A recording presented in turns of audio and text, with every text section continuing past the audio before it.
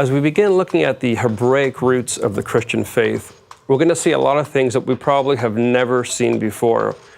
So often we look at Jesus through our Western eyes, and we can't help it. It's the perspective that we have because that's where we live.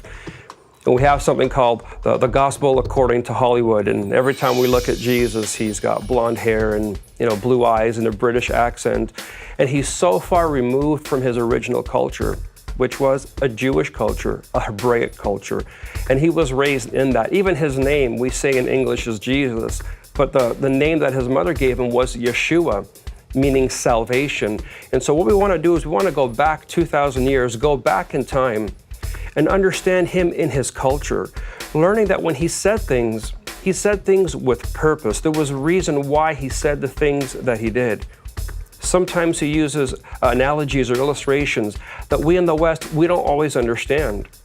But we've got to understand that the people in his time knew exactly what he meant. Let me give you an example. Sometimes Jesus would say things that would garner very little attention. But other times he would say something and the Pharisees would become so upset they would yell at him and want to run him out of the city or the synagogue.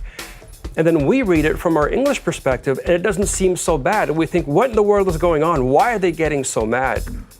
Once when Jesus was conversing and speaking with the Pharisees and he had a crowd of people around him, which he often did, he said, guys, I am the way, the truth, and the life. And he says, no man goes to the Father unless he goes through me. And for us as Christians in the West and outside of the land of Israel, that's become one of the staple statements of Christianity. Jesus is the only way. He is the truth and he is the life.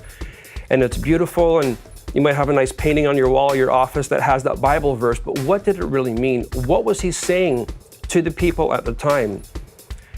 In the first century, we had the temple that stood. But before that, if you go back even another 1,000 years to the time of Moses or even longer, we had the tabernacle, and it was a mobile church kind of, if you will. It was a mobile worship center.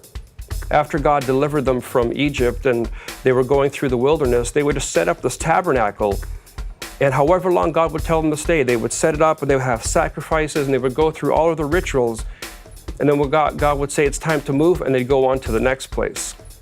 But what we don't know about that process is how it was set up. I've had the privilege of being in a life-size replica of this tabernacle in Israel, and it totally blew my mind because what I learned there, I now want to pass on to you. And we're going to understand what Jesus was saying when he said, I am the way, the truth, and the life. There was a process of gates that you had to go through before you got into the Holy of Holies, that final room. And you guessed it, that first gate was called the way. It was the way into the presence of God. And then the second stage, or the second gate, was called the gate of truth. For there was the Bible, for there was the showbread and the candelabra. And then you went to the final stage, which was called, so you had the way, the truth, and then you had the gate of life. Because when you got to that gate, then the curtains would be open and the presence of God was there. So what was Jesus saying? He says, I am the access to the Father. There's no other way. You can follow other rabbis, you can follow other teachings, but the only way you're going to get to know the true God, the God of Abraham, Isaac, and Jacob, is if you follow me. Because I'm the way, I'm the truth, I'm the life. I know the Father. I can take you into his presence. May we all be ready to walk into his presence. I'm Joe Amaral.